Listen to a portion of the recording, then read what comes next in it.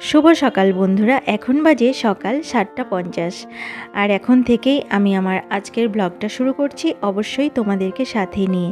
রিজু প্রতিদিনের মতো যাচ্ছে স্কুলে, ওর গাড়ি এখনও আসেনি, হয়তো এখনই চলে আসবে, সময় হয়ে গেছে গাড়ি আসার।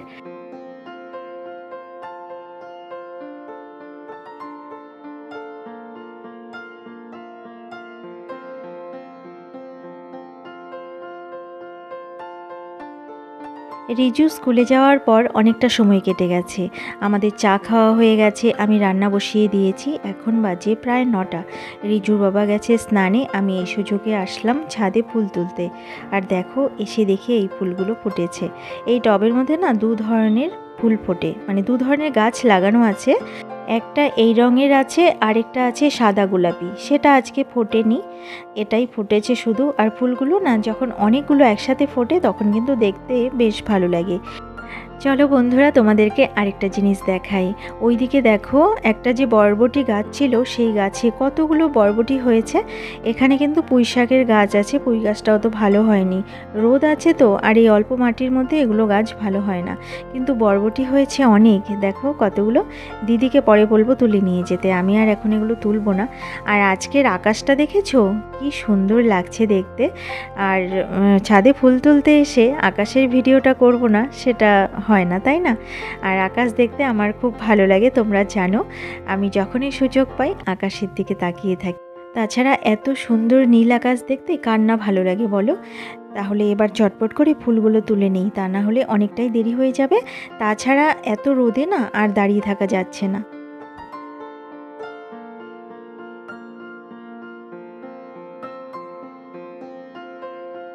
ফুল তুলতে তুলতে চোখে পড়লো এই ফুলটা। এই যে থার্মোকলের বাক্সটা আছে এটার মধ্যে লাগানো হয়েছে এই চারাটা, তার মধ্যে আবার এই ফুলটা ফুটেছে, সাদা গোলাপি, ভীষণ ভালো লাগছে তাই না দেখতে, বলো? বেশ সুন্দর দেখতে। চলো এবার নিচে যাওয়া যাক, এত রোদ লাগছে, গাছগুলো না পুরো শুকিয়ে গেছে, গাছের মাটিগুলো তো জল দিতে হবে। এখন তো রোদ উঠে গেছে, এখন আর জল দেওয়া যাবে না, বিকেলে দিতে হবে। ফুলগুলো নিয়ে আমি ঘরে চলে এসেছি, ঠাকুর ঘরে ফুলগুলো রেখে দিলাম। এবার আমি চলে এসেছি রান্নাঘরে। রান্নাটা কিন্তু আগেই বসিয়ে গেছিলাম, তোমাদেরকে বলেইছি। এই যে ভাত নামিয়ে নিয়েছি, আর ভাতের মধ্যে না সেদ্ধ দিয়েছিলাম, পটল সেদ্ধ আর কাঁকরোল সেদ্ধ। এটা এবার আমি নুন আর কাঁচা লঙ্কা তেল দিয়ে মেখে নেব। আর এইদিকে দেখো, আলু পটল দিয়ে চিংড়ি মাছ করছি। আর কাল একটু মুগ ডাল করেছিলাম, সেটা রয়ে গেছে খুবই অল্প পরিমাণে, সেটা গরম করে রাখলাম। আর এই যে বরলি মাছের ঝোল ছিল, পাতলা করে ঝোল করেছিলাম আলু দিয়ে, সেটাও রয়ে গেছে, সেটা গরম করলাম, সেটা কাল করেছিলাম। আর ডাল করেছি রিজুর জন্য মসুর ডাল। এই যে দেখো, এই সেদ্ধটা এবার আমি মেখে নেব। আর তোমাদেরকে বললাম না যে দিদি আসলে বলবো দিদিকে বরবটিগুলো তুলে আনতে, এই যে দেখো তুলে নিয়ে এসেছে। কতগুলো হয়েছে না, আরও হয়েছে ছোট ছোট, এইগুলো বড় হয়েছে, এগুলো ভাজা খাওয়ার জন্য নিয়ে এসেছে। তো আজ আর করব না, এটা ফ্রিজে রেখে দেবো, পরে কোনো দিন করে নেব। আর এখানে দেখো সেদ্ধটা আমি মেখে রেডি করে নিয়েছি, মাছের ঝোলটাও আমার রান্না করা হয়ে গেছে। এবার আমি ভাতটা রেডি করে নেব, রিজুর বাবার জন্য ভাত বেড়ে দেব, যেটা অফিসে নিয়ে যাবে। টিফিন বক্সটা রেডি করব, আর থালাতেও ভাতটা রেডি করে রাখবো, কারণ ঠান্ডা না হলে খেতে পারে না। এই ভাতটা যদি গরম গরম দেওয়া হয় অফিস যাওয়ার টাইমে, তাহলে না খেতে অসুবিধে হয়। তাই আমি ফ্যানটা চালিয়ে দিয়ে ভাতটা বেড়ে রাখলাম থালাতে। আর এই যে টিফিন বক্সগুলো আমি রেডি করে নিয়েছি, আর একটু ঠান্ডা হলেই এগুলো আমি ব্যাগে ভরে দেব। আর রিজুর বাবার পুজো প্রায় হয়েই এলো, এবার হয়তো আরতি করবে, এই যে ঠিকই বলেছি, ধূপকাঠি জ্বালিয়ে একটু প্রার্থনা করছে, এবার আরতি করে নেবে।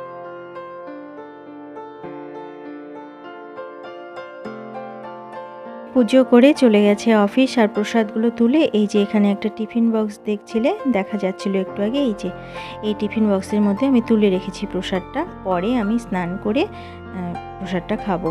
আর এই দিকে যে ঘরগুলো এলোমেলো হয়ে আছে, এইগুলো না আমি পরে গুছিয়ে নেব, আগে আমি স্নান করব, স্নান করে গোপালকে দুপুরের ভোগ দিয়ে তারপর আমি ঘর দোরগুলো গুছিয়ে নেব, তা না হলে এখন যদি আমি এগুলো পরিষ্কার করতে যাই অনেকটাই দেরি হয়ে যাবে।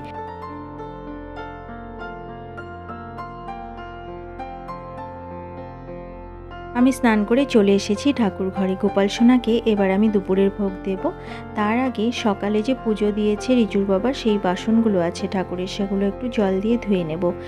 সকালে তো একবার এগুলো সাবান দিয়ে মাজা হয়, তো দুপুরে যখন আবার আমি এগুলো ধুয়ে দিই না, তখন শুধু জল দিয়েই ধুয়ে নিই। কারণ এখানে তো আর গাছা প্রদীপ, তারপর ধূপদানি এগুলো আর থাকে না, তেল তেলে ব্যাপারও নেই, তো আমি শুধু জল দিয়েই ধুয়ে নিলাম। গোপাল সোনাকে দেখো আমার দুপুরের ভোগ দেওয়া হয়ে গেছে। আর গোপাল সোনাকে না আমি কাজু বাদাম দিয়েছি। যখন আমাদের ঘরে যা থাকে গোপাল সোনাকে আমরা তাই দেই, এক্সট্রা করে যে আনতেই হবে কিছু সেরকম কোনো ব্যাপার নেই। আর দেখো এবার আমি এই যে ঘরগুলো এগুলো গুছিয়ে নেব। তার আগে তোমাদেরকে দেখাই, সকাল থেকে এত চকচকে রোদ ছিল না, কি আর বলবো। আর এখন দেখেছো কেমন মেঘ করেছে। এই যে এই বাড়িটার ওপরে দেখো, মনে হচ্ছে যেন ওই বাড়ির ওপরেই শুধু মেঘ করেছে, একদম কালো হয়ে আছে আকাশটা। আমার ক্যামেরাতে অত বোঝা যাচ্ছে না, কিন্তু আমি তো দেখতে পাচ্ছি ভীষণ একদম কালো, নীল আকাশটা ঢেকেই গেছে প্রায়। বন্ধুরা তোমাদেরকে আরেকটা জিনিস দেখাই। এই যে সামনের এই বাড়িটা, এই যে এই বাড়িটা, যে বাড়িতে ওই জবা ফুলের গাছটা ছিল, তোমাদেরকে যে দেখাতাম জবা ফুল ফুটতো, ওই বাড়িটা, ওই যে জবা ফুল ফুটেও আছে 2-4টা। আর এই টিনের ঘরগুলো না ভেঙে দিয়েছে, দেখো বোঝাই যাচ্ছে। এখানে মনে হয় ওরা ছাদ দিয়ে ঘর বানাবে, যার জন্য টিনের বাড়িটা ভেঙে দিয়েছে। কি খারাপ লাগছিল যখন বাড়িটা ভাঙছিল, কারণ একটা জিনিস গড়তে অনেক টাইম লাগে, কিন্তু সেটা ভেঙে ফেলতে কিন্তু একদমই সময় লাগে না, এক মুহূর্তেই ভেঙে ফেলা যায়, তাই না? যাই হোক, এবার আমি ঘরগুলো একটু গুছিয়ে নেব।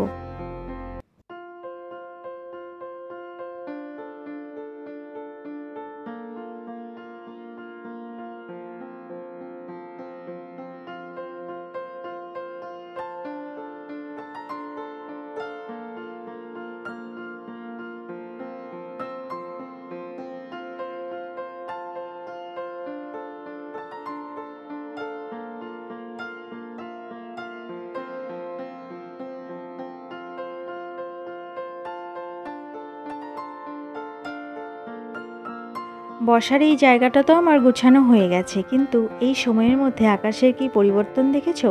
একটু আগেই যে মেঘ করেছিল, একদম অন্ধকার কালো মেঘে ঢেকে গেছিল আকাশটা, সেই মেঘ সরে গিয়ে আবার রোদ উঠে গেছে। আর মেঘটা উত্তর পশ্চিম কোণের দিকে সরে গেছে, ওই দিকে চলে গেছে।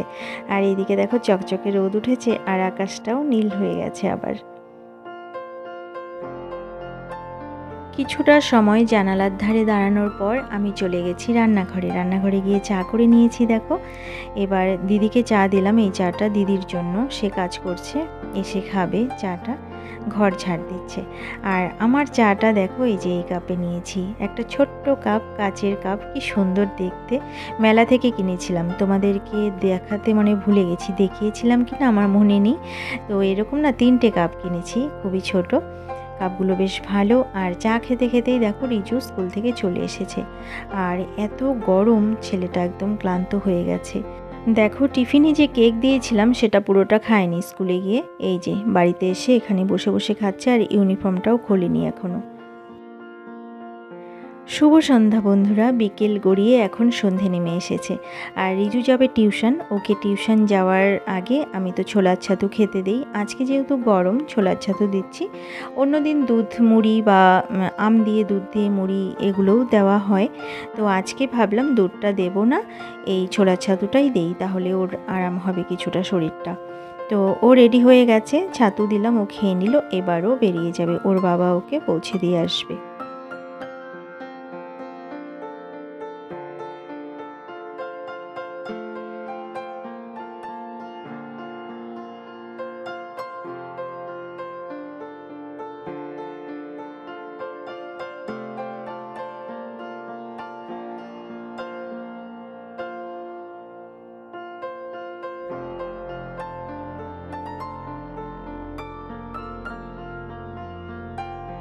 রিজু চলে গেল টিউশন পড়তে, আর আমি চলে এলাম ঘরে। ঘরে এসেই আমি গোপাল সোনার কাছে একটু গেলাম। আমি মাঝে মাঝেই না ঠাকুর ঘরের সামনে গিয়ে দাঁড়িয়ে থাকি, আমার ভালো লাগে গোপাল সোনার সঙ্গে কথা বলতে। তো যাই হোক, ঠাকুর ঘর থেকে আমি আবার চলে গেছিলাম রান্নাঘরে, চা করে নিয়ে এসেছি। আর চা খেয়ে আমি রেডি হব। রিজু তারপর টিউশন থেকে এসে ও রেডি হয়ে নেবে, তারপর যাব রিজুর বন্ধুর বাড়িতে। চা খেয়ে আমি রেডি হয়ে গেছিলাম, ততক্ষণে রিজুও টিউশন থেকে চলে এসেছে, ও রেডি হয়েছে। এবার আমরা চলে এসেছি রিজুর বন্ধুর বাড়িতে। এই যে মাঝখানে দাঁড়িয়ে আছে বাচ্চাটা দেখতে পাচ্ছ, লাল চেকচেক জামা পরা, ওর নাম ঋতুরাজ, ওরই আজ জন্মদিন। তার পাশে হলুদ জামা পরা বাচ্চাটাকে দেখতে পাচ্ছ, ওটা হলো ঋতুরাজের ভাই। আর এইদিকে তো রিজু, আর ওই পাশে নীল জামা পরা ওটাও রিজুর বন্ধু, ওর নাম আয়ুষ। আর ওদেরকে তোমরা কিন্তু দেখেছো রিজুর জন্মদিনের দিন। আমরা কিন্তু অনেকক্ষণ আগে এসেছি, আমরা এখানে এসে গল্প করলাম, বাচ্চাগুলো খেললো। এবার কাটা হবে কেক, আর কেকটা ভীষণ সুন্দর হয়েছে।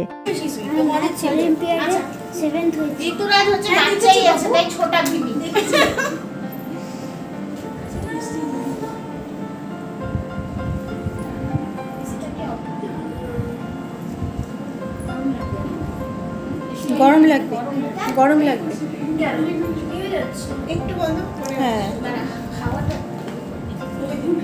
Happy birthday to you, happy birthday to you, happy birthday Rituraj. Paper তো ওটাই খাই। দাঁড়া, এখনই কাবেরী আন্টিকে বলছি। কাবেরী আন্টি আবার বানাবে।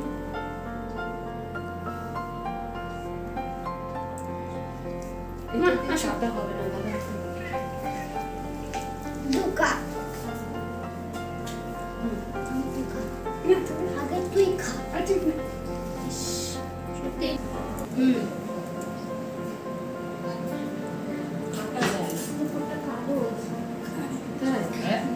আমি তো ভাবলাম এটা চকলেট।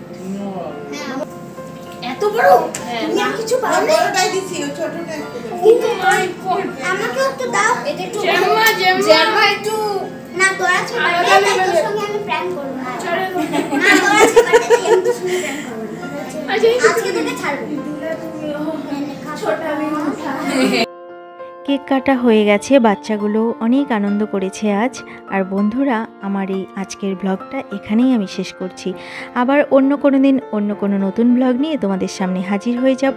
ততক্ষণের জন্য তোমরা ভালো থেকো, সুস্থ থেকো, আর হাসি খুশি থেকো।